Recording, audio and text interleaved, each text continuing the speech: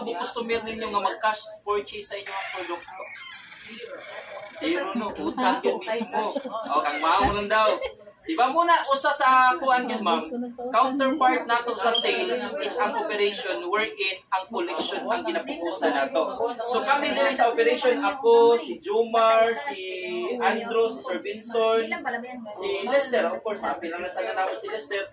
Kami ang makaingutan manpower nato din sa operation na ina-assign sa warehouse in terms sa atong mga produkto, naasa ato ang collection, kami ni Jomar, at kami invoicing po sa mga produkto nga gina-order sa dealer. So nga rito sa collection. So pila ganito ka days ako nang balikod. Pila ganito ka days ang atong creditor sa PC? Sa pila to ka days ang credit terms nato sa PC? 37 days. So 37 days dapat siya mabayaran sulod sa 30 city kaadlaw. Or else unsa may mahitabo? Penalty? Penalty ba ang term nato ana diri sa PC? Ma'am Joy, bago pa mo ni Ma'am Joy, kung sa may term na to, ano din sa PC, penalty ba? Interest ba? Ma'am Jennifer, muna siya gitawag na itong ma'am Udiri, forfeited discount. Ma-forfeit ang inyong discount. So, kung sa may pasagot na ito na ma-forfeit? Mawala or ma-disqualify. Di ba? Kung muyong duwag basket, wala man dayon ang basket, kaya na-forfeit ang kontra. Di ba? Wala, na-disqualified siya. So, pasagot na niyo, ma'am, ang inyong discount nga unta, ma-enjoy ninyo, mag-ginansya ninyo, na forfeit hinoon siya. Dili na hinoon siya ninyo makuha. So, pero, dili na siya automatic, kwaon yun na mo ang total ninyo nga discount. Hinahinayon lang. Ang first day, pila ganito? Kung mag-overdue, kung karon inyong due date, o pa mo magbayad, 5%. So 5% sa inyong sa tawag ginansya or sa inyong discount ma-forfeit siya. Succeeding days is 1%, 1% hangtod mahurot ang inyong discount na na-enjoy. Nya ganahan ba tana? Especially kita na maligyat ang produkto. Especially kita nag-expect nga naatay ginansya. Diba? So muna kinahanglan nato bayaran on time. Kinahanglan nato bayaran kung pwede in advance. Pwede ra gyud mo magdata-data dire. Pero ang pangutana ani karon, unsa may factor nga naka-affect nga dili makabayad on time? Unsa man kay problema nganong dili makabayad ang atong dealer on time? Wala siya ka kolekta mo ginano. So, number 1 yun yung buhaton, ma'am, before ta magpautang, is pilion yun ninyo ang good payer. Yeah, if ever na nagani siya existing na utang, ayaw nagpautang ang balik. Di ba? Kaya kung magpundok mang good, ma-accumulate ang iyang utang, mag-anab ka na po, magliso na hino nagbayad. Then, kamusan as dealer, as kanang nagpautang, mahurot ang inyong puhunan. Not unless kung naatay kanang pundo, di ba? Nga pwede na ito patapay. So, munang ayaw. Kung na pa siya existing na utang niya, ganahan siya mag-purchase, hala, pabayra una or bisag advance payment lang. Okay. Number 2. Usa sa problema ginato diri ma'am in terms of kuan ang collection, di ba? Dili makadung naon tay kwarta pero dili makabayad kay dili makaanhi sa branch kay nagkuan. Wala sakyanan, mahal ba yang pamasahe diri. So that's why kung nakabantay mo aning scan to pay nato ma'am, pwede ra gyud ta mag-pay online. So muni akong usa sa itudlo ninyo karon. Kinsa na may nakatry aning P-calls nato?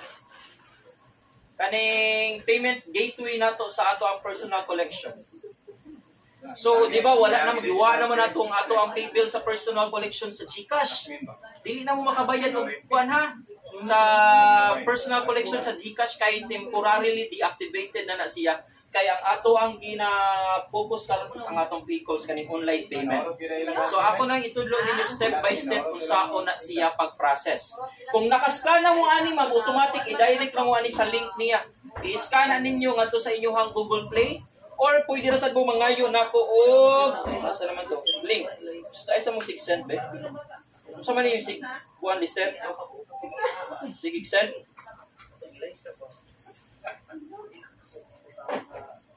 Sama.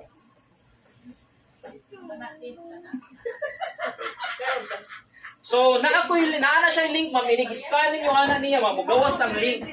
So for example, nangay mo link na ko ang isend sa inyong messenger, i-click lang na inyong link. Dahil mo i-direct na dahil mo ana niya sa portal sa personal collection online payment sa Paycalls nato. Ma'am, easy na kay niya at the same time mas safe ni siya compare ninyo sa GCash o sa Maya. Kay ngano man sir, nganong safe man na unsa man din nakalahi ana niya sa GCash or sa Maya. Ang nakanindot man gud ani niya ma'am, i-input ninyo sa inyong Conso ID or sa account number ninyo, dili mo maproblema ka na sayop mo encode.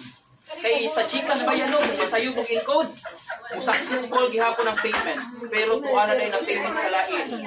Nya ang instruction ba yan ni accounting or ni finance ana ma'am, once nga nasayop mo og input sa inyong account number, dili na gyud sila mo revert ana ngadto sa inyong account. So ngadto na gyud na siya nag-payment sa lain. Okay? Muna ang naka-save ani niya kay once ini-input ninyo sa inyong account number or sa inyong Conso ID, automatic mo gawas ang inyong name. So kung lahi ang mo gawas nga name, kahibaw na gid mo nga sayop ang inyong Conso ID nga inyong ibutang.